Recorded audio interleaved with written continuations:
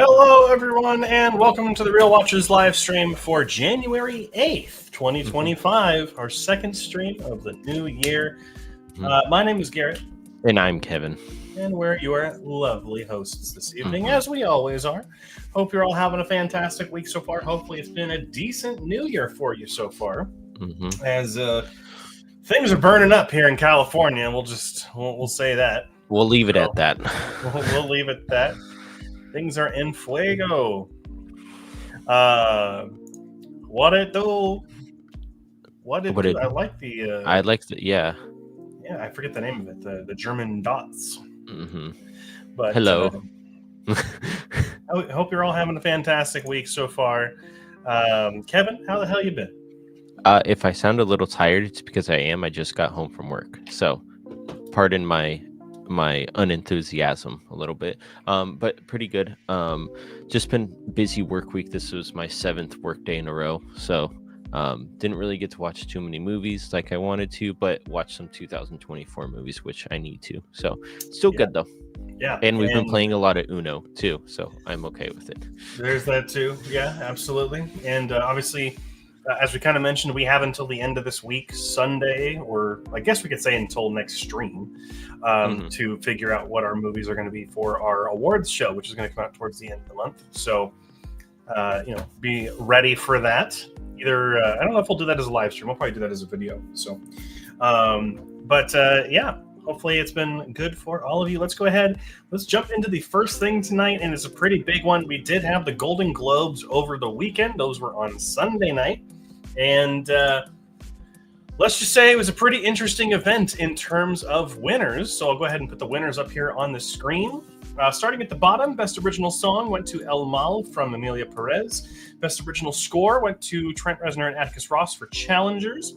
Best Screenplay went to Conclave. Best Director went to The Brutalist. Best Supporting Actor went to Kieran Culkin for A Real Pain. Best Supporting Actress went to Zoe Saldana for Emilia Perez.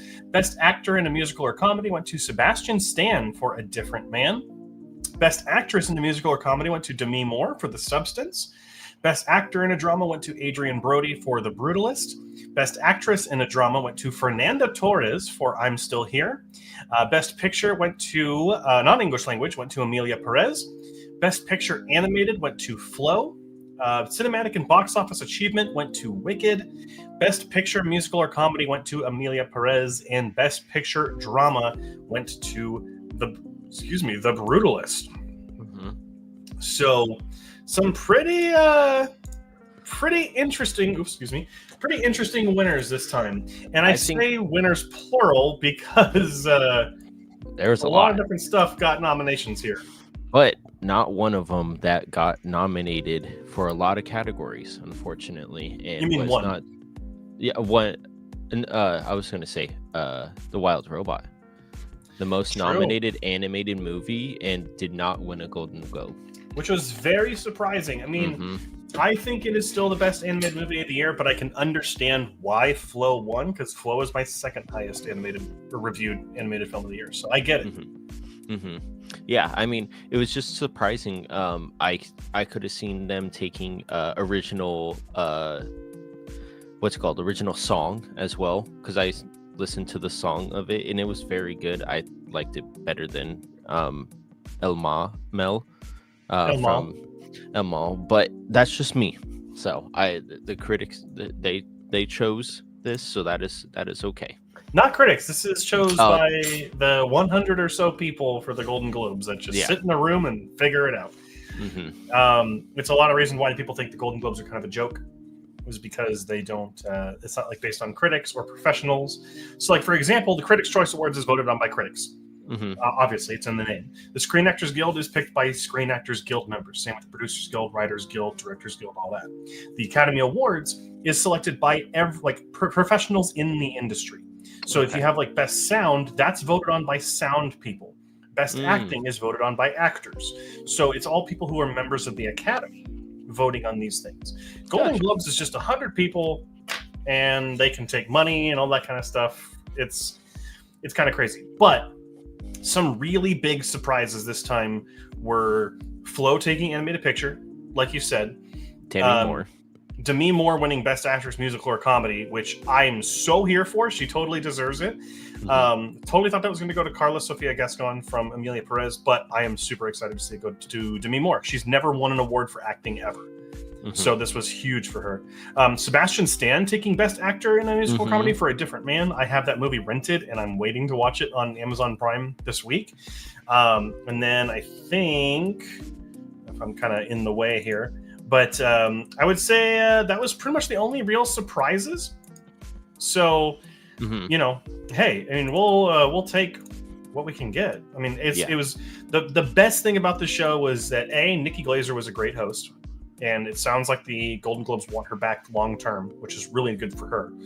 But then B, or number 2B, whatever, it was spread out.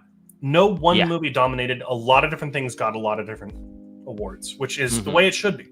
You know, you give the best movie the thing that it deserves, not what is the, you know, if Best Picture, if the movie's going to win Best Picture, don't give it everything. If it didn't have Best Score or Best Editing or whatever. And the thing is, we were texting back and forth when we were watching the Golden Globes, and also Nadia was watching the Golden Globes while we were too.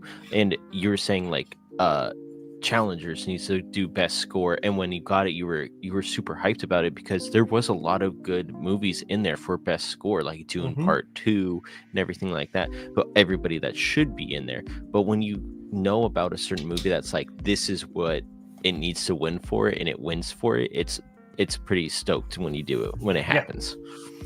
It's a pretty sweet time. So those are the winners for the Golden Globes, though. So we will move right along. Yeah, first reactions of to Wolfman are positive, highlighting scares and emotional moments, which that is okay. I want good scares, so even some jump scares are good scares, though. But I want to see how they can play along with it, because it's a guy turning into a werewolf. Like, that can be really creepy in itself. Yes, and I think what I'm most excited to hear is that there are emotional moments, and those are getting some praise, because you know, like at its core, any of the Wolfman movies or mythos is an innocent person who gets involved in it, and like, how do you play around with that? And I think that by putting them in a house with their family is a real strong way to do that. Yep. So I'm pretty excited for this movie. I have been for a while. This just kind of cemented it, I think, for me. Comes out next week, I think. Yeah. So. And actually, I believe the premiere was supposed to be last night, but it was postponed because of the fires. So, gotcha. And actually, the Critics' Choice Awards were supposed to be this Sunday. Those were delayed as well. So we're going to probably see a couple things delayed. But let's get back and talk about some awards, shall we? Because the Screen Actors Guild Awards got nominated or announced this morning. And only 6 categories, because it's just for acting. So it's not like a crazy amount of things to really show here, but let's go ahead and I'm going to share my screen here real quick. Let's see here. Where is it? There we go. Alrighty, so we had the Screen Actors Guild nominees that came out this year. Actually, I'm going to go ahead and hide us. Can I hide us in a way? I don't know. Let's see here. There we go. All right. So for outstanding performance by a male actor in a lead role, we have Adrian Brody for The Brutalist, Timothy Chalamet for A Complete Unknown, Daniel Craig for Queer, Coleman Domingo for Sing Sing, and Ray Fiennes, for Conclave. Nothing surprising here. This is these are our locks for the Oscar, I think. Unless there's a dark horse that comes out of nowhere, like Hugh Grant for Heretic or something. Yeah. That is really going to be the only surprise that comes up. However, there are some surprises as we go along, though. So let's go ahead and talk about those. Next up, outstanding performance by a female actor in a leading role. We have Pamela Anderson for The Last Showgirl, Cynthia Erivo for Wicked, Carla Sofia Gascon for Emilia Perez, Mikey Madison for Honora, and Demi Moore for The Substance. The big surprise here is Pamela Anderson getting nominated for The Last Showgirl, which means that I think that these are going to be our locked 5 for Best Actress as well. So nothing really shocking here. It could go to anybody of these two, because I've heard The Last Showgirl is really good as well. So yeah, that comes out this week widely. We talked about it last week as a limited release, but it does release wide this week. So if there's a showtime, I'm definitely going to go see it. But all these actresses are equally deserving of this award. So very excited about this nomination category. Next up, performance by a male actor in a supporting role. Some surprise here. Jonathan Bailey for Wicked, Yura Borisov for Honora, Kieran Culkin for A Real Pain, Edward Norton for A Complete Unknown, and Jeremy Strong for The Apprentice. The big surprise here, I would say, is there's two of them. I would say is Jonathan Bailey for Wicked, who played Fiyero, the kind of the rich boy prince that came in, and then Jeremy Strong for The Apprentice in here, which is a kind of an odd pick, but I mean, from everything I've heard about The Apprentice, it makes sense. So some surprises here, but this is still Kieran Culkin's category to win, and I can almost guarantee he will win he's going to win all the awards this award season. So okay, just be ready for it. Okay, and we'll talk about A Real Pain a little bit later on our news story, but you'll hopefully be able to watch it soon. Next, outstanding performance by a female actor in a supporting role. Monica Barbaro for A Complete Unknown, Jamie Lee Curtis for The Last Showgirl, Danielle Deadweiler for The Piano Lesson, Ariana Grande for Wicked, and Zoe Saldana for Emilia Perez. Some surprises here. The only two carryovers from Golden Globes or anything like that are Ariana Grande and Zoe Saldana. Danielle Deadweiler seemingly comes out of nowhere for The Piano Lesson, which is not even a movie that I haven't even heard of, so I'm excited to check that out. Monica Barbaro, which I've heard she's fantastic, in A Complete Unknown.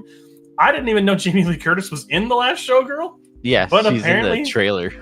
Apparently, she's nominated for this one as well. I do think, like we were talking about before the stream, Zoe Saldana is probably the lock-in for this one after the Golden Globes. Either her or Ariana Grande, I think, are the two that are going to battle it out this year. So, some exciting stuff. Next up, a kind of an exciting one. Outstanding performance by a cast in a motion picture. So we have A Complete Unknown, Honora, Conclave, Emilia Perez, and Wicked. So this is something that the Screen Actors Guild does, where they nominate entire casts for motion pictures. And this one's kind of an odd one because we don't get this at the Academy Awards. We don't get this at the Golden Globes or anything like that. This is specifically a Screen Actors Guild Award. And I can see this going to any of the movies, which is, again, that's the whole point. Like, we've seen most of these movies. We know what they're going to go to. I would say if I had to pick one, it would either be Honora or Conclave. But kind of knowing the proclivities and what the kind of tendencies are right now for the award season, it sounds like it might be Emilia Perez or Wicked potentially. Who knows? I can see it being Wicked. Yeah, I could see it. We could see it being any of them, honestly. Yeah. And then last one, something that the Academy, and I'm going to put my face on here again, the Academy needs to do next year is Best Outstanding Performance by a Stunt Ensemble in a motion picture. We have Deadpool and Wolverine, Dune Part 2, The Fall Guy, Gladiator 2, and Wicked. So this is the stunt performers, which stunt needs its own category at the Academy Awards. We're getting best casting before we're getting best stunt work, which is just mind-blowing to me. But I think that if there's any movie this year that deserves this, it's The Fall Guy. Yeah, I totally agree with you. Yeah, the whole movie's about it. They need their own award. That's just the long and the short of it. So, but those are the nominations for the Screen Actors Guild. That's going to be coming up in about a month from now, I believe. So be ready for that. We're going to get some Producer Guild stuff soon, and Directors Guild and Writers Guild and all that wonderful stuff. So we'll talk about it as they come up. Nice. Well, next up, Scream 7 has started production. Cool. That's it. Sorry. Are you looking forward to Scream 7, Kevin? I don't know if I am.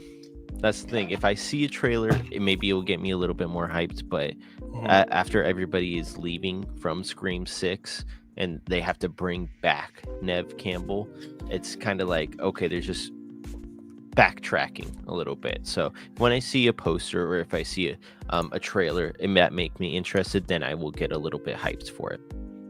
Yeah, I'm really sad to not see both Jenna Ortega and Melissa Barrera not in the cast, because they're like a lot of what made the last two very good, and I think it kind of sucks that they're not there. But it's not the same directors either. I don't know. I don't know how to feel about this, but it does have Neve Campbell coming back. It does have Courtney Cox coming back. So who knows? We'll see. Next up, some exciting news out of CES. Sony has announced that we are getting films based on Helldivers 2 and Horizon Zero Dawn that are now in development at Sony. I could care less about Horizon Zero Dawn. Give me the Helldivers movie now. That would be sick. Actually. I need a more funny, less serious Starship Troopers. And Starship Troopers is funny and not serious. Mm-hmm. Give me less serious, more funny. And that, like, I want to see people getting ripped apart and blown up and, like, you know, friendly fire and all this stuff that happens in the game. If they can get the right director and the right writer and the right people behind it, it will work wonders. Bro, they can put like screenshots or small videos of like streamers like blowing each other up as like, this is what not to do in this situation, and you throw down a mortar like right at your feet and stuff like that. Like, they could play so much into that. And I would actually like to see Horizon Zero Dawn because of how beautiful the game looks and how intricate like the mechanic is, and like the mechanical animals and stuff. It would be cool. The thing at the end though, at Sony, which I know it's their Sony properties, but it's like they've been striking out with these villains, so hopefully they can just one themselves up on those. But Sony's kind of 50-50. Yeah, exactly. We'll see. That's why it depends on who the best people they can get is. Exactly, I agree. So. Well, next films, we know this one's going to be cheese. Evil Mary Poppins and the Mad Hatter will both be a part of the Pooniverse Monsters Assemble. Did you make that up, or is that actually what it's called? It's an official new. That's the movie coming out next year. That's their Avengers Infinity War. God. Dude, they're having way too much fun, and I absolutely love it. That's the best part about these movies. They're all awful. Yeah, but like, so good. They're awful in a fun way. The fact that it's called the Pooniverse is enough to make me piss my pants laughing. Dude. Well, yeah. I mean, were you gonna say something? No, I was gonna say we'll see how these turn out, but I can see these as the evil nanny as Mary Poppins and the Mad Hatter. This isn't saying they're getting their own movie. They're just a part of. They're a part of the Avengers Assemble, essentially. Oh, okay. Well, I can see them doing a lot of stuff with those two characters, though. On to some news that I didn't think that I was going to share today. Will Smith is teasing a potential role in the next Matrix film. We don't need another one. We don't need another one. Resurrections is one of the worst movies I've ever seen. I don't need another one. I mean, I get that it's made by a better director, Drew Goddard. He's a fine director. I don't want another Matrix movie. Nope.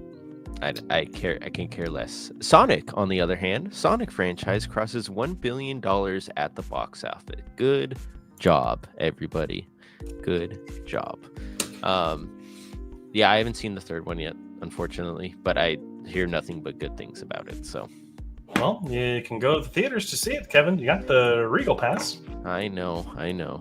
But speaking of, I mean, while we're on that topic, the refillable popcorn cup or soda cup and popcorn bucket don't work anymore. What? I took my cup to the theater when I went to go see a movie that's on my list. And I brought my cup, and they were like, "Oh, this stopped working on January 1st." So why do we have it then? It was the 2024 refillable cup. So we have to buy another refillable cup. I asked if there's going to be another one. They said they don't know. Well, on the app it says that they have like a $60 thing for the cup and bucket that's for this year. So maybe you have to look into that. We'll have to look into it. Yeah. I know we're talking about something that's not all parts of the country. That pissed me off. But I have so many free points. I can get a free small drink, and it fills the cup, and I just bring the cup with me anyway. That's true. But anyhow, moving right along. This is mine. Yep. John M. Chu, director of the recent Wicked and the upcoming Wicked for Good, has stated that the Britney Spears biopic that he was attached to direct is still in development, and that Britney Spears has direct involvement in this. It is based on a autobiography or a biography that came out a couple years ago, and with everything that's happened to her in her life, this might make an interesting movie. I think it would. I mean, a lot of things have happened to her in the past, and it would be interesting to see it from her point of view. Yeah, 100%. So cool to see that this is an development. Hopefully John gets more work because he is a very talented director. Yeah, So, and he was great at the Golden Globes. Yeah, this great speech. Yeah, it was really good. So, next up, 3 new Fear Street movies in development. Yes, please. These were fantastic to watch over the I think these came out at the end of the pandemic or in the middle of the pandemic, but these were just so much fun to watch. Nutty and I watched it, all 3 of the older ones. So, I can use a little bit more of Fear Street in my life. Yeah, and I believe these were actually written by R.L. Stine, the creator of the Goosebumps series. So he's the one that said that there are 3 more in development. So, nice. Yeah. Some exciting news here. Star of It and Nosferatu, Bill Skarsgård, has said that I think there'd be a fucking cool Joker in me. Probably, is what he said. I can definitely see that. If that's the direction that James Gunn wants to go for the Joker in the DCU, I am all here for it. Yeah. But it has to be done right, and like it would have to justify him in that role. I don't know. I would have to see it, but like I do trust him. He is like, I mean, he did ruin The Crow. That's not his fault though. That's not his fault though. It's kind of everyone's fault involved with that movie, but I mean, cool. I mean, yeah, I think he could do it. I really think. I mean, he has that It background, and that just I don't want to say he's weird, but he stares at the camera for too long sometimes, and the Joker would do that half the time when he's on the screen. So I can see him being just creepy at points. But next up, The Wild Robot will start streaming exclusively on Peacock on January 24th. Awesome. I don't think I'll have time to watch it. Maybe not before our awards show, but you will get the chance to watch it eventually here at some point. At some point. So which is good. Yeah. Which I'm excited because you keep I don't want to say hyping it up. You think of it highly. So yeah, it's like my 4th highest rated movie of the year. Yeah, it is. It is very good. It's also on Letterboxd's top 10 of the year as well, with highest rated movies, which is really fascinating because they just did their kind of year in review. So, and the last story up, talked about it earlier. A Real Pain will be available to stream on Hulu on January 16th. So, if anyone wants to check it out, it is a very good movie. I highly recommend that you do check it out. Wink, wink, nudge, nudge, Kevin, so you can get some other 2024 movies in. Yeah, very good movie. So, if you have Disney Plus or Hulu, go ahead and check it out. Nice. But that is going to be it for the news stories this week. Not a lot, but when it comes to like the awards stuff, there's a lot to talk about. So thank you everyone for hanging in with us on those. Let me see here. Wicked Part 1 won. Yes, it won the award that they give to satiate an audience that would be upset that it wouldn't. Because they all sing along. Yep, and it's going to win some Oscars, so get ready for it. Ponyverse is enough to make me vomit. But it's such a good name. Oh, it's so good. It's the Ponyverse. Anyhow. But let's go ahead and move into the trailers that came out this week. And this is going to start with a warning. Do not watch the trailer for Companion, because it spoils pretty much the plot of the movie in it. I watched it and walked out very upset. And I hope that there's some other thing that happens in that movie to, it feels like the same thing that happened with Trap. Yep. I was just going to say, is this a trap for Trap? Like a trap like Trap? Yep. Also, there is a recent clip that just came out to do marketing for Wolfman that shows his transformation. The theme of 2025 seems to be, we're going to spoil the movie. But why? I don't know. I think literally studios think that we're too dumb is really what the problem is. But anyhow, besides that, Kevin, did you watch any of the trailers this week? No, absolutely not. Well, there you go. I'm actually looking. Ooh. But Heart Eyes looks really good. I haven't watched any of the trailers, but I've seen the poster of it, which looks interesting. So another Valentine's Day killer, I'm okay with. Was just gonna say, Heart Eyes does look pretty good, actually. And I love the idea that it is a serial killer who targets couples on Valentine's Day, which makes me, so sad for some friends of mine. But also, I do think the Bring Them Down looks good, which is an upcoming revenge thriller with Barry Keoghan and actually star of the upcoming Wolfman, Christopher Abbott, which looks like it's going to be pretty good. So excited for that. And then In the Lost Lands looks awful. So I cannot wait to put that on my worst of the year list. So that is the director of the Resident Evil films and Monster Hunter recently, Paul W.S. Anderson making that movie. And it looks like it's all shot on green screen with no practical sets. So that's real fun. The poster looks like crap. Oh, it looks terrible. Also, he just can't help but put his wife. Oh, my wife is Mila Jovovich. I gotta put her in the movie. No, you don't. She's not a good actress. All right. All right, box office figures. Let's go with that. Coming in at 1 is Mufasa the Lion King with 23.5 million. Sonic coming in right behind it with 21.4 million. Nosferatu with 13.1 million, hanging in there strong. Wicked with 12.4 million. And Moana 2 with 10 million up on the board, which I just remembered how Dwayne Johnson and The Rock interacted with each other at the Golden Globes. That just made me remind me of that. You mean Vin Diesel? Vin Diesel. Oh my gosh. Dwayne Johnson and The Rock are the same person, bud. You can no, they're not. Yeah, kind of extreme. Mufasa took over Sonic's spot for number 1, which we're kind of seeing that Mufasa is a little bit of a dark horse when it comes to the kind of box office, and it's kind of holding its spot pretty well. Nosferatu holding in week 2 or 3 with 13.1 million is really strong. It's the only adult movie on this whole list. Wicked being more, I guess you could say, a family movie as much as it is for adults. So really pretty strong there. Starting off the year pretty good for horror movies. Alrighty, well, let's go ahead. We have a comment here. We gotta all watch Hard Eyes. Yes, we do. I am so down. February 7th. Let's go. Next up, let's go ahead and talk about the movies that are coming out this week. And up first is The Brutalist, which is expanding more widely, which I'm actually going to be going to see this on Friday night. Everyone say your thoughts and prayers for me. At 9:32 p.m. Yeah, it'll start around 9:30, and it's 3.5 hours with a 15-minute intermission. So, yeah. Pray for me. But when a visionary architect and his wife flee post-war Europe in 1947 to rebuild their legacy and witness the birth of the United States, the modern United States, their lives are changed forever by a mysterious, wealthy client.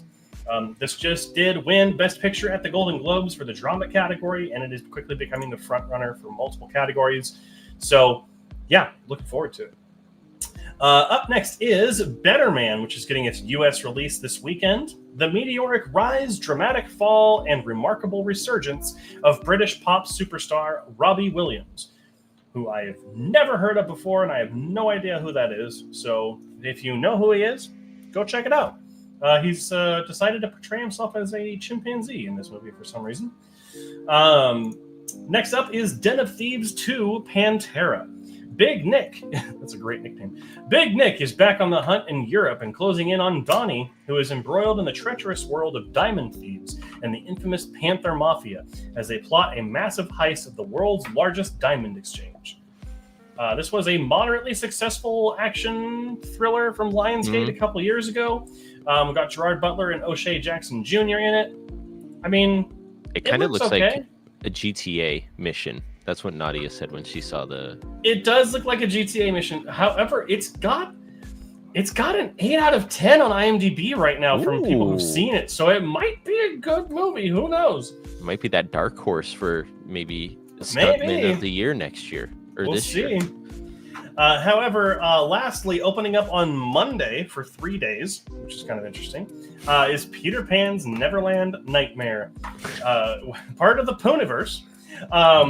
Wendy Darling strikes out in an attempt to rescue her brother Michael from the clutches of the evil Peter Pan. Along the way, she meets Tinkerbell, who will be seen taking heroin, believing that it's pixie dust. That's the... Love that little... Yeah. I don't know why they had to throw that in there, but they did. Oh, they did. So, Those are your movies coming out over the course of this next week until we see you guys next time, the biggest ones. So, of course, there are plenty of smaller movies and indie stuff that'll release, but they're just not as prevalent as some of these larger ones. So, but a couple of comments here. I swear that was in the marital clause for Paul and Mila.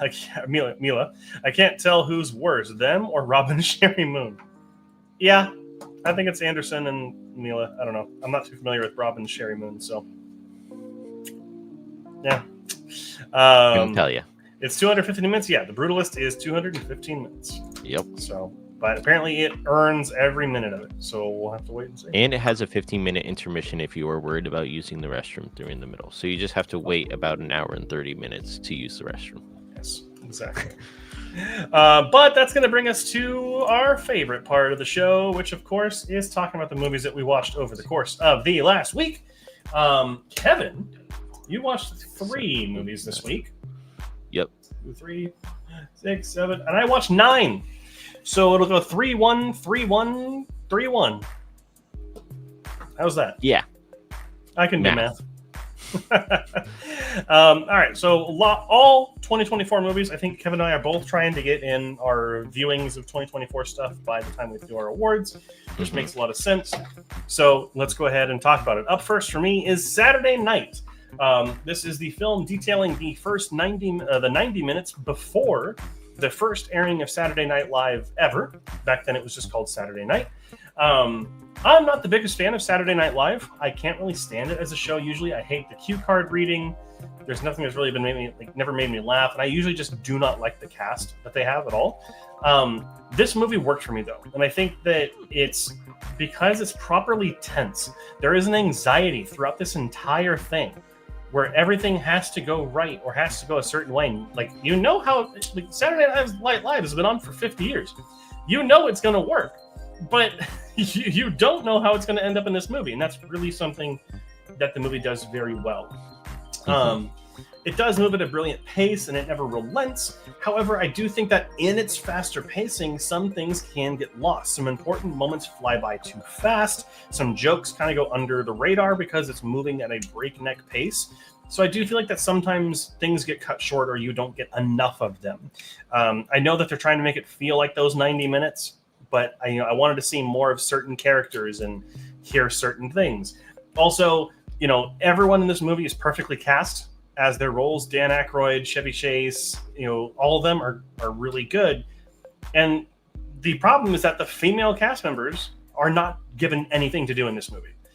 There's no stories with them. It's mostly Chevy Chase and Dan Aykroyd. Nothing ever happens with Gilda Radner or the others. It's kind of weird. Maybe that was par for the course for the time, but it just kind of rubbed me the wrong way. Otherwise, it is a good movie. If you're an SNL fan, you'll probably get so much more out of it, but it was good. It felt a little too rushed, and some cast members felt forgotten. Next up was Challengers, the sexually charged tennis movie with Zendaya and the 2 guys that are in it. I can't remember their names. Mike Face and Josh O'Connor. Excuse me, there they are. I still don't get why the rich love tennis so much. I don't get it. But, why did tennis players have a deal with Aston Martin? It's weird. I don't get tennis. Anyhow, Challengers is a very interesting and unique film that is very slowly paced, but it's never boring. It's taking its time, but when it gets into the actual games, the tennis matches, the music is so fucking good at making you feel everything. It's like a dance party mixed with tension. It's really interesting. 9 Inch Nails, Trent Reznor and Atticus Ross are behind this, so that makes so much sense. It is full of great performances. It's got a very seductive and horny vibe to it, which is probably why a lot of people really love this movie. And it's got some really good shots of tennis matches, and it gets really close and does things in slow motion that are really cool. I did just walk out of this feeling a little hollow, though. I liked it, but didn't love it. There's all the pieces there, but the pieces just didn't fit together the way I wanted it to. It's like a puzzle that's missing a piece. You put it all together, but then it's just not complete. But it is very good. The score is its best part, and I hope that it wins the Oscar. And it's actually really nice because we'll actually get to essentially see 9 Inch Nails perform their song at the Oscars, which I am that's cool. What I'm most excited for at this point. And my last one before we go over to Kevin first is a film that I made Kevin watch, which is Love Lies Bleeding. Which is one of my favorite movies of the year so far. It is this drug-fueled fever dream of a romance movie complete with murder, sex, violence, and the 80s. Oh man, is this movie good. The story and the characters here are just awesome. Kristen Stewart and Katie O'Brien are just incredible in their roles. They have a very good chemistry together. It's palpable. Their scenes together are very steamy. And their physicality and their emotional acting combined. It's just something that's so interesting to watch. They are fantastic here. There's also some insane visuals in this movie, which is going to be part of it that some people might not vibe with. Particularly the ending might not sit well with a lot of people. But I think once you understand where the movie is going with its story and the meaning of everything, it makes a lot of sense visually. Which I'm very kind of in tune with.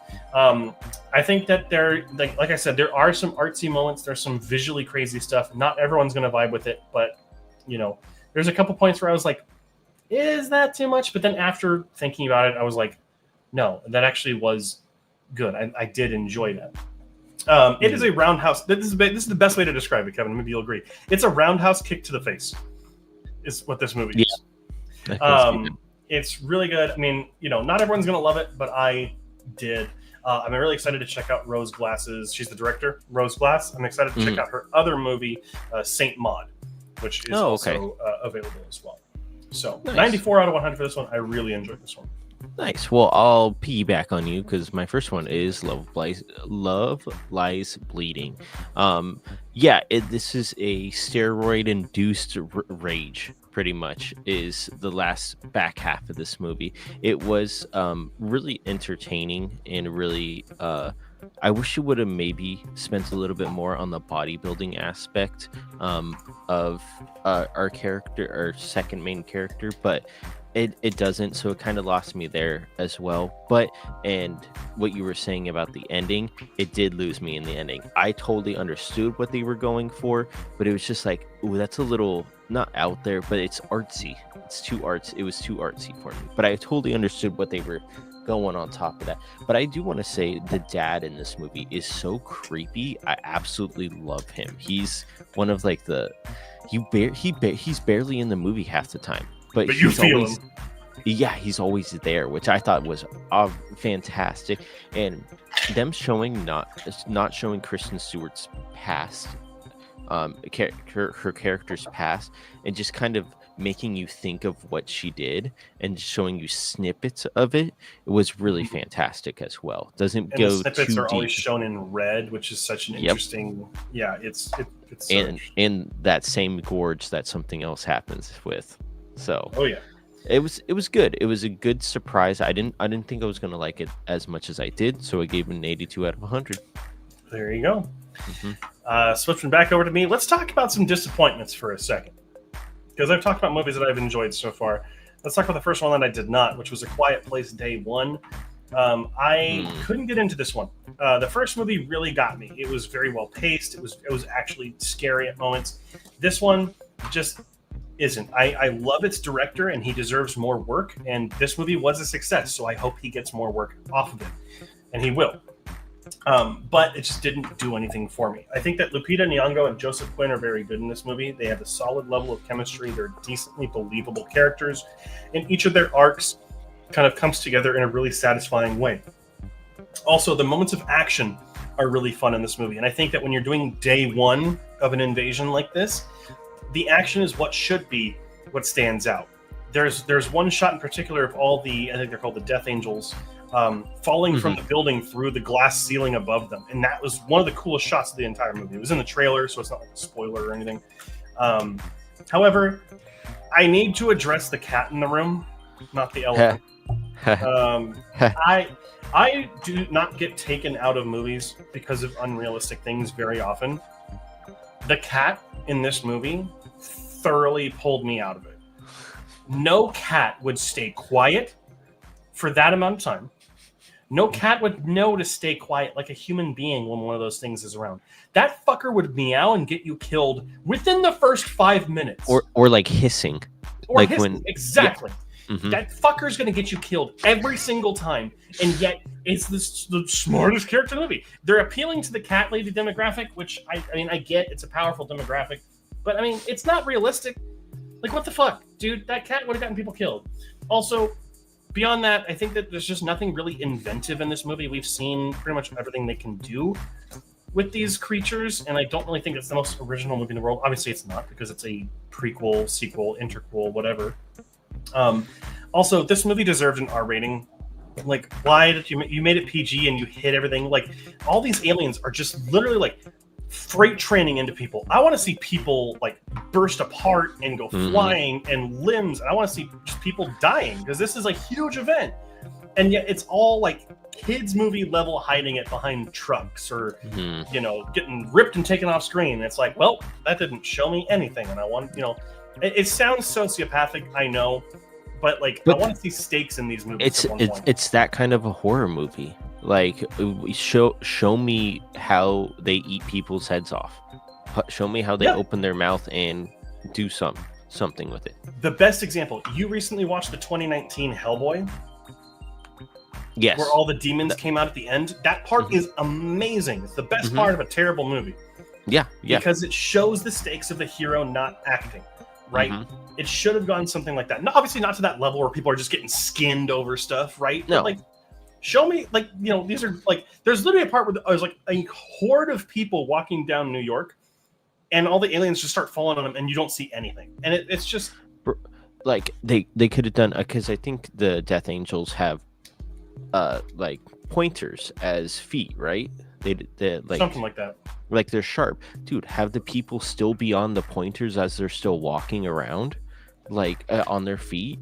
That would have been that's so terrifying. Or at least show me a mauled body, something. It's not scary if you just take everything off screen. And I think I don't think that's anyone's. I don't think that's the director's fault. I just think that's the team being we need a PG-13 movie because it gets more successful, which is clearly not true, because Deadpool and Wolverine was rated R and it was the highest grossing movie of the year. Yep. So seriously, all these studios that say you have to do PG-13, fuck off. Anyhow, that's enough about Quiet Place. Kids will sneak into the movie if they really want to. Exactly. So. We saw that with Terrifier 3. So that's why the Wild Robot had a bump in ticket sales, is because people were buying tickets for that and they were jumping into Terrifier. Yep. All right, next up is Immaculate, one of the worst movies of the year in my opinion. Although not worst, because there were quite a few worse movies. This is towards the bottom though. I did not dig this one. I think Immaculate is anything but. It's a plotting, boring mess with characters that you just do not care about. Once I finished the movie, within the hour, I wrote the review for it. I couldn't tell you the names of the characters. I couldn't tell you why you care about them. However, there are some positives. The cinematography is pretty good. There's some really cool shots of reverse mirroring of Sydney Sweeney's face. There's an element to the story that makes it stand out from other nun horror movies, which I guess nun horror movies are just their own genre now. But it definitely stands out. It's not your typical nun horror movie, which I do appreciate that. And there is an important message in a world where Roe v. Wade has been repealed, and it reminds us of the horrors of a world without those protections for women, and I do appreciate that. However, that just does not do anything to justify why this movie should exist. It's boring. Sydney Sweeney is a very talented performer, and I'm very excited to see where she goes in her career. She is horribly miscast here. It doesn't feel like the role she usually plays, which I don't want anyone to ever be typecast, and she shouldn't be. But I don't see Sydney Sweeney as a nun. There's just nothing about her that says nun to me, and she doesn't do anything to make me think that after watching it. So it just didn't do anything. It's a dud. I can always appreciate when studios take a risk and do something different and try and stand out from other similar movies, but this was just too formulaic, it was too dull, and too flat. So, okay. But let's go talk about some positive stuff. Yep. Wallace and Gromit: Vengeance Most Foul, which is the first 2025 movie, technically, that I have reviewed. It released on Netflix this year, 2025, so it will not count for the awards for us. kind of going forward. But this movie is a fun and joyous time. We see the return of one of my favorite villains in film history, Feathers McGraw, the penguin who disguises himself as a rooster. I really enjoyed this movie. It goes back to the inventor side of Wallace, and there is kind of dynamic with Gromit. The comedy is very good. The side characters are not that interesting. In fact, I think that the cop characters that are in this movie are just some of the most annoying characters I've seen in a movie in a long time. Kind of like Kevin with Bumblebee in Transformers 1. No, don't even get me started. But where this film doesn't get weighed down are its action-heavy sequences. There are some set pieces that look genuinely brilliant for a stop-motion movie. I don't know how they did it. The film also benefits to its adherence to older stop-motion techniques. I saw some behind-the-scenes stuff, and it truly looks like how they would have made it back then if they had the technology that they do today. It is a really fun movie. It radiates its classic feeling. It's a total treat for existing fans, and I think it's a really fun movie for younger audiences. I don't know if it's going to win people over who have never seen Wallace and Gromit before, but I think that it will definitely hopefully push some people to pursue stop motion, because it's an animation form that we need to keep alive. Gotcha. Yeah, I love Wallace and Gromit. Like, growing up as a kid, I remember watching it, so I want to see how I can react to it nowadays since I'm older. Yeah, check it out this weekend if you can. But I'll go next. Emilia Perez, the most overhyped movie of this of last year. It didn't pique my interest, unfortunately. Like, I wish there was more stuff done with the cartel side of everything, and everybody is good. Zoe is fantastic in this movie. I think she was the brightest star in this movie. Just the story, which could have been so much better, even though it was still good, but it just didn't catch me and hold me there throughout the whole entire movie, unfortunately. And this is a musical. It does not feel like a musical to me, because there's no songs that come straight out of my mind and be like, oh, that was a good song during this movie. They were too short, and I couldn't tell you what the song was about half the time, except for Zoe's when she's dancing on the table. Is that that's El Mal? Yeah, except for El Mal. That's the only one I can think of that was really good. But everything else, the songs were too short and they were too abrupt. They were just like, okay, song, and then that's how it went. And so it just didn't vibe with me, unfortunately. So I gave it 58 out of 100. It's a very artsy, experimental musical, and I think that certain people are really going to vibe with it. I liked the movie, but I didn't think it was anything super spectacular. And I definitely agree. I think Zoe Saldana deserves all the awards that she gets. Also, Carla Sofia Gascon, who plays the main character, is also fantastic in this movie. A star-making turn. I hope she gets a lot more work. Alrighty, and let's finish up with the three for me. I have another disappointment right there with Emilia Perez. Baby Girl. More like 50 Shades of A24. I just could not get into this movie for a couple of reasons. Number one is that the messaging for this movie is really muddled. I don't want to spoil the story for this. If anyone here wants to go see the movie, I will not spoil it for you. Just know that you're going to walk out kind of questioning why the movie was made, if it's the message that it's going for is the one that it has. The messages can be harmful and hypocritical, so it's really confusing. Second, I think that the performances are fine in this movie. I think Nicole Kidman is very good. She's just not like award material, which I think a lot of people would disagree with me on. But I didn't think there was any chemistry between her and Harris Dickinson, who plays the younger intern that she develops the affair with. I didn't get any chemistry from them. So I don't know why all these people are saying like, oh, they're so cute. It's because you want that. It's not even that taboo. It's not that sexy. It's really kind of odd. Like, 50 Shades of Grey is like more taboo and sexy than this movie, and that movie's terrible. So like, this one's just kind of odd. It's a really odd movie, and it might need a rewatch from me to kind of fully understand what it's going for with its message. It just feels way too muddled and confused on what it's trying to say. There are some good-looking cinematography in the movie. There's some really good music choices throughout. There's a lot of points where it gets into more like sexually charged scenes where they use a lot of like breathing and kind of like rhythmic breathing and stuff in the music in a way that like it doesn't sound bad. It like kind of adds to this horny kind of feel, right? But it's not horny at all. This was also really awkward because I was the only person in this theater watching this movie, which was. But according to Letterboxd, I'm glad that I was, because apparently there were several showings of this where it was just a bunch of people moaning like, "Oh yeah," during a lot of this, which I'm glad that I didn't get that. So anyhow, it's disappointing, but if it piques your fancy, go check it out. Next up for me is Carry On, a movie that Kevin watched last week and had recommended to me, and obviously it's all over Netflix right now. And I thought it was fine. It's the latest action thriller to be set on or around Christmas, and it's definitely a holiday movie. I will not listen to anyone that says that it's not. It is a holiday movie, through and through. Amen. Like Die Hard before it, Carry On, it's a fun time with a great lead performance. Taron Egerton soars in this film and adds more to the notion that he is multi-talented. He can do this kind of movie. He can do the biopic with Rocket Man. He can do pretty much anything. I do feel that Carry On is a little too inspired by Die Hard and a little too afraid to carve out its own identity. It does feel like it's just trying to pay homage to Die Hard more, and there's not as much action in this movie as there is in Die Hard. This is definitely more like a thriller, kind of. But I think that there's too much of a resemblance to ignore. It's got this one is someone who wants to be a cop, as opposed to Die Hard, where he was a cop and was on vacation or whatever.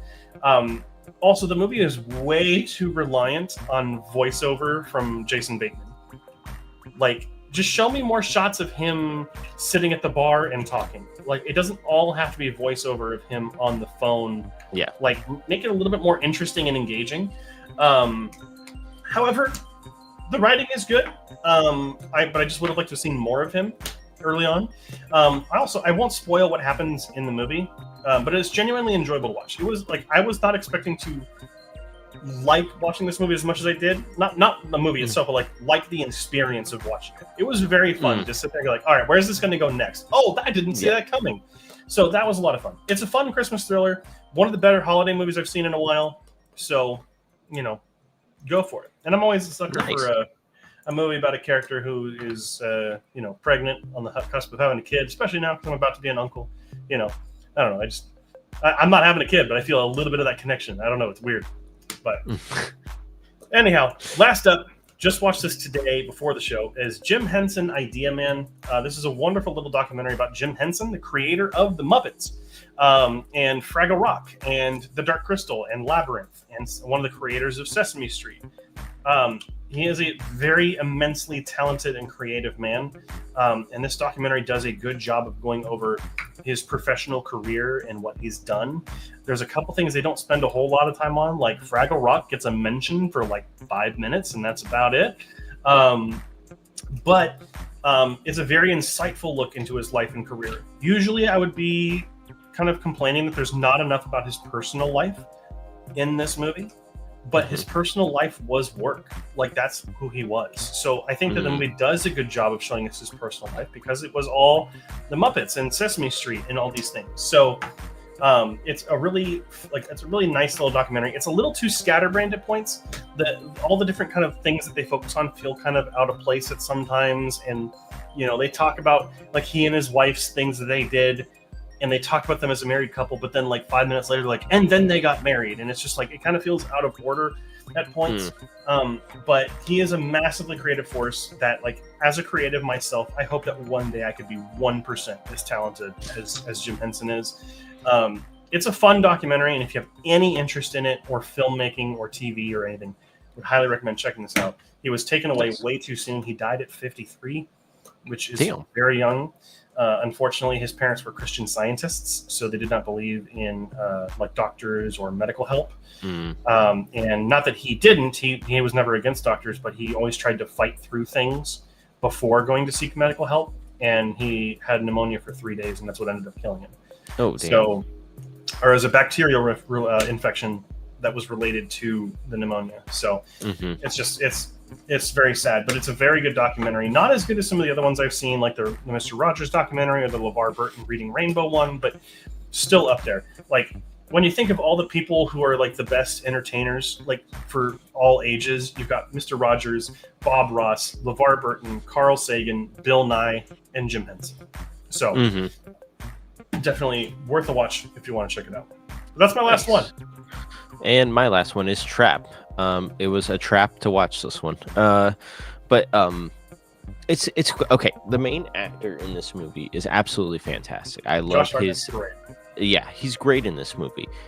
But M. Night, it's a hit or miss with him, and this one was a miss for me. Unfortunately, it relied way too much on his daughter singing at a concert. It literally felt like a Taylor Swift concert was in the background while we were they were talking like there was no music in the background either. Like, if you're at a concert, that music is going to be blasting, and you're not going to be like, hey, I'm going to go to the bathroom real quick. And it's like, no, it's just so unrealistic to me. It's like me and the cat. It's you and the concert dialogue. Bro, it was so that took me out of the movie a little bit, because I'm like, okay, when is the real shit gonna happen? Pretty much, because I'm like, how is he gonna figure out? And everything just falls into pieces into place way too easily, I feel like. When he gets the code word for it, when he goes up onto the roof, he makes a distraction for him, which was cool. But it was too like, okay, this goes here, this goes here, this goes here, and then at the end shit hits the fan, which is really awesome. Some of the stuff I didn't think was going to happen, like him. Oh, I don't want to spoil it. Yeah, don't say anything.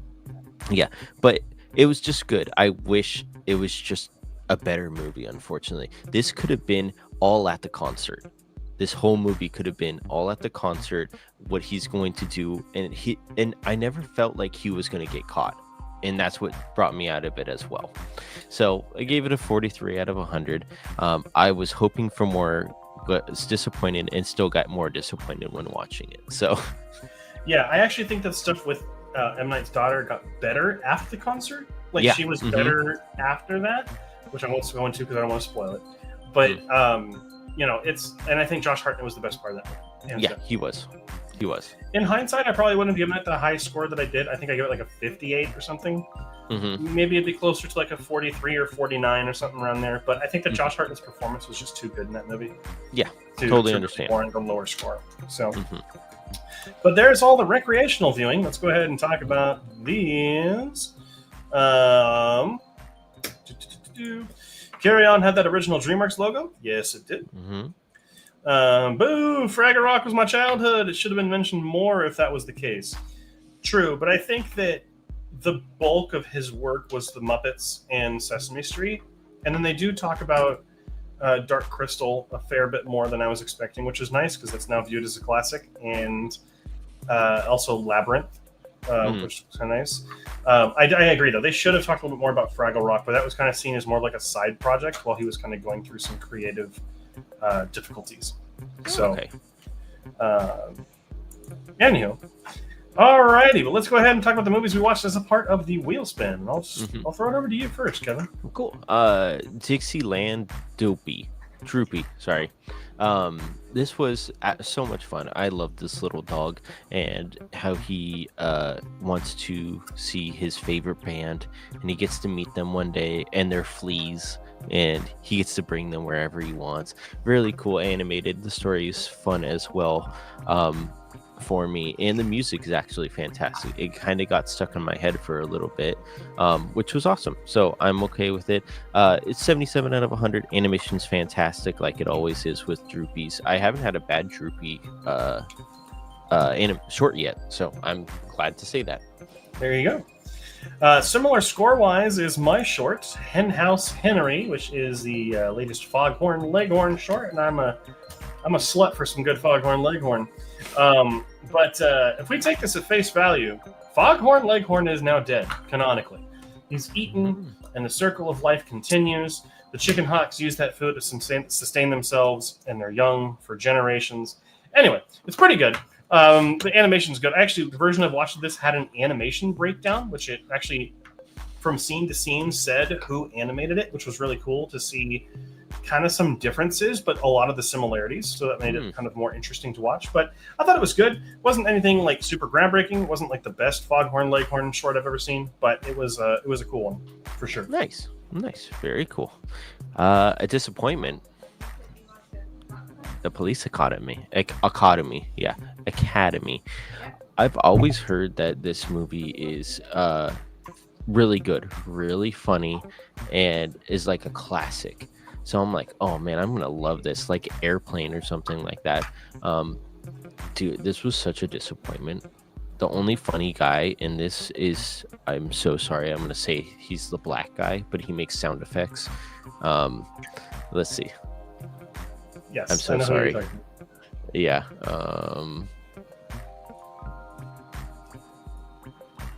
At least he's doing his due diligence and looking up the name. I think it's Michael Winslow. Michael Winslow. But yeah, he was the best part in this movie. Just because of how funny he was. I was laughing more at the noises that he could make with his mouth and everything like that, more than the actual comedy aspect of this movie. It just didn't hit a funny bone in me, unfortunately, and it was just I don't know what went wrong, but it went wrong with me that day. So 32 out of 100. Alrighty, talking about going wrong. You Got Served from 2004. I mean, in all seriousness, not the worst movie that I've ever seen, but like, this is the movie that dance crews in better dance crew movies watch. Like, because it feels that artificial and it just doesn't feel like a sincere movie. This one feels so formulaic and so catastrophically railroaded into tropes of this genre that it feels dull and safe and boring. It does nothing with its story or characters. Like, you could probably predict everything that's going to happen in this movie from the first 10 minutes, 100%. But instead of saying like something unique about the youth of the time or of the location, or doing something more profound with its location, it would rather just sit there and play basketball for 10 minutes and then go to a dance thing and then go to another basketball thing and then dancing. It's more interested in doing dance numbers and showing the competitions than it is in anything else, and they're fine, sure. Like, I'm not putting this down for its setting or its dancing or anything. Like, I think that these types of crews definitely deserve to have movies made about them and stories told about them. That's not the issue here. The issue is that this is so aggressively terrible that it lets these groups down. It just is not good. When I wrote this, I had just finished the movie. I literally watched the movie, and within 5 minutes was writing the review. And I could not tell you the name of a single character, what their motivations were, what their stories were, or anything. Like, there's no reason to care about anyone in this movie.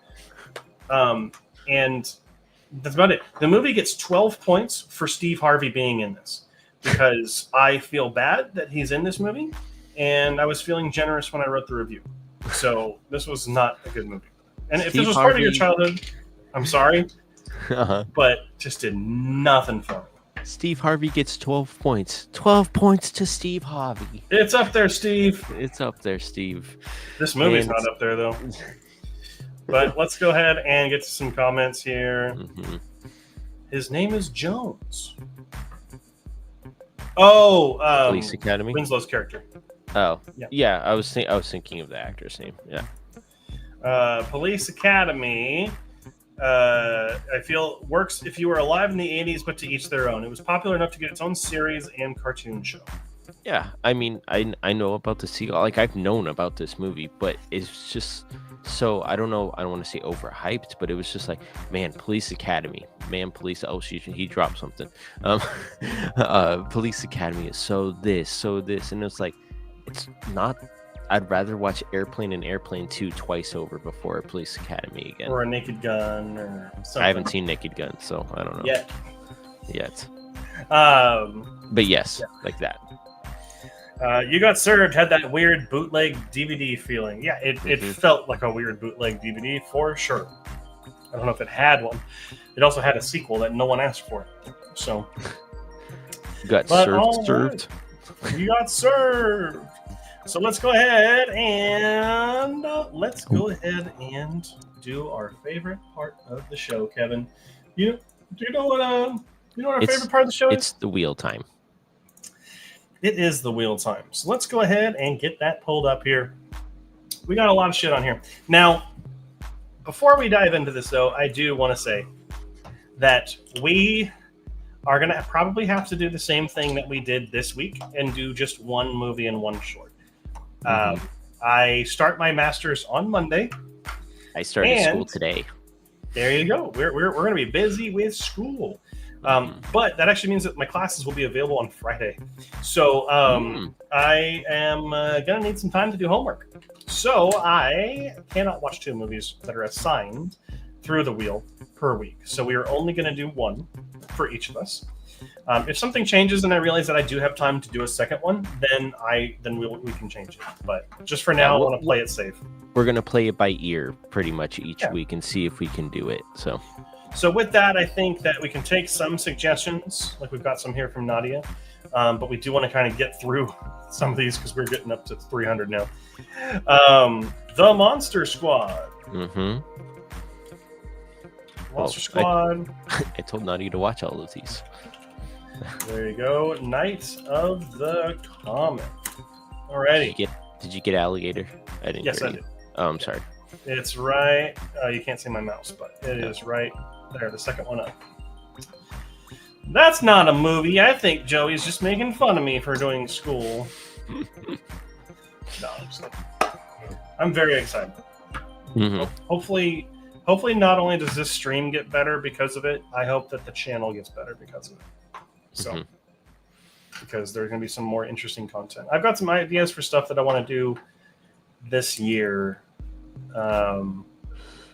For some movie stuff. I've been seeing a lot of videos recently that are like, one cool one is like if Letterboxd picked Best Picture, and it contrasts with like who won Best Picture that year with the highest rated average movie of the year on Letterboxd. Interesting. Which is a really cool video. Maybe Kevin and I will watch it after this. No, it's really fascinating. So I have something like that where like I kind of want to do like if I were to pick Best Picture. Like based on what are the highest rated movies, kind of a thing from me. So maybe that'll be something we do, or Kevin too. The Muppet Christmas Carol. It's a little out of season for that, but that's fine. A little late. And Muppet Treasure Island. I love Muppet Treasure Island when I was younger. I've never seen any of these Muppet movies, so just to let you know. Hey, there we go. Well, hopefully you get one of them. You probably should start with the Muppet. No, I'm not gonna put it on there. It's gotta be suggestions. But I'm trying to think because I have to think of a movie for you, and I had one in the tip of my tongue that I was going to assign, but I don't know what it's going to be. Alrighty, but that looks like it's everyone who's watching, so let's go ahead and spin it. Kevin, you doing a short first? Yep, short first. Alrighty, Kevin's doing a short first. Whatever will it be? It was so close. It was something with a 2 in it. Let's see here. 2 Gophers from Texas. Yay. Gophers. Go for what? All right. Alrighty, there's your short. Let's go ahead and remove it from the list. Shuffle it up, and we'll get my short. Again, I'm so sorry for yawning. I'm a little tired. No, there's no excuse, Kevin. You don't get to be tired. Okay. Halloween 2. Actually, I have to remove that. Oh, no, I haven't seen that one. Sorry, I've seen the original Halloween 2. Yep. All right, so the closest one was Riffy Raffy Daffy. I want to make sure I have not seen that one already. Sounds like you have. I've watched a lot of Looney Tunes shorts and reviewed them, so... I have not watched Riffy Daffy Daffy. Okay, so I will be watching that one. Nice. All right. Cool. All right, and then we'll go ahead and delete that from the list. We'll shuffle it up, and we're going to get Kevin's movie. Kevin, what are you hoping for? Give me Muppets, actually. I kind of want to see what the hype is about it. Well, if it lands on my pick for you, which it's not going to. Hero! This is an excellent movie from everything I've heard about it. What the hell is this? It's the 2002 movie Hero. It is the Chinese action movie. Oh, I've seen. I haven't seen this. I have seen the poster for this. You know of it. Yeah. Mm-hmm. Yeah. Okay. Oh, man, I wanted to watch that one. I'm going to put it on the list for me. G. All right. Shuffling it up. What if I get it? That would be hilarious if you did. We watch the same movie. It's like doing an extra thing at Movie Club. And it is 13 Ghosts. Oh, yes.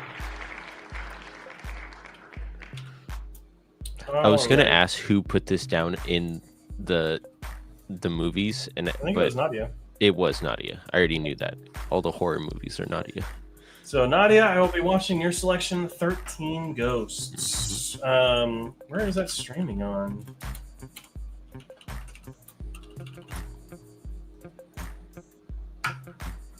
It's got a decent rating compared to some other horror movies of the time.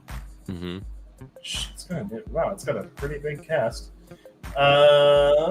It's not streaming on anything, so I'm going to have to rent it, which is okay. Alrighty. So those are our movies this week, Kevin. Yep. I got Hero. Kevin will be watching Two Gophers from Texas as his short film and the Chinese film Hero for your picks. And then I will be watching the short Riffy Raffy Daffy and the horror film 13 Ghosts as my films this week.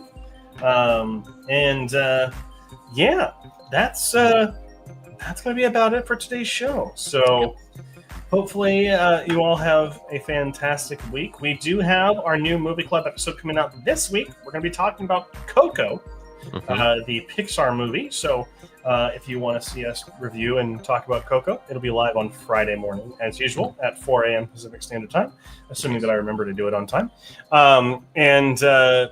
Obviously, this show goes live every single Wednesday now, because we don't have anything going on for Wednesdays, at 7 p.m. Pacific Standard Time. Yep. So unless anything changes, Kevin's schedule or my school schedule, we'll figure out what's going to happen. But we should be good for a while. So hope you all have a fantastic rest of your evening. You're reviewing a chocolate drink? Oh. No, we're watching Coco, the Pixar movie. Oh, jeez. That was so bad. But I get what you're going for. Yep. But anyhow, that's going to be about it, everyone. So thank you so much for joining us this week. We'll be live again next week. Same time, same place. And until then, make sure to keep those eyes on the screen. Have a good one, everyone. Don't leave.